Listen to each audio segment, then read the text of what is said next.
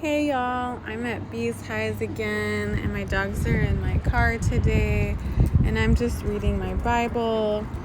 And as I'm reading, I'm looking at John 13, and I think about a couple things as I read this about how when Jesus washes his disciples' feet. And one thing I would like to share is from verse 4. Jesus rose from supper, he laid aside his garment, took a towel, and girded himself. What Jesus does here is that he prepares himself to be intentional, to lay down his life in a way that's modeled before the disciples so they can see what it means to actually serve. He's telling them, I'm going to go. I'm not going to be here that much longer.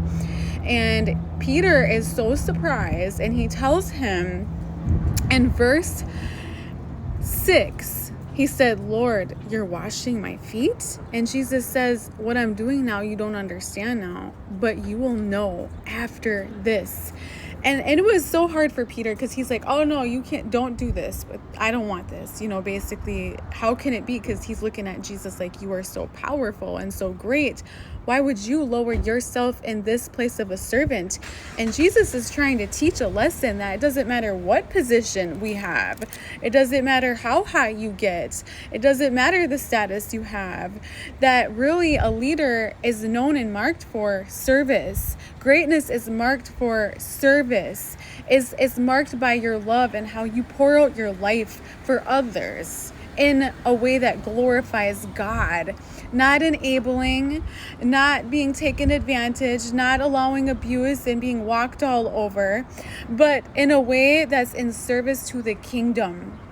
And Jesus tells them, you don't know right now, but you will know after this. So what seems uncomfortable and uncertain and ridiculous and crazy and something that's a total surprise and not understood, so it's hard to accept, that in fact Jesus is saying, you might not understand, but there's a purpose behind what I'm doing, and you don't know now, but you will later.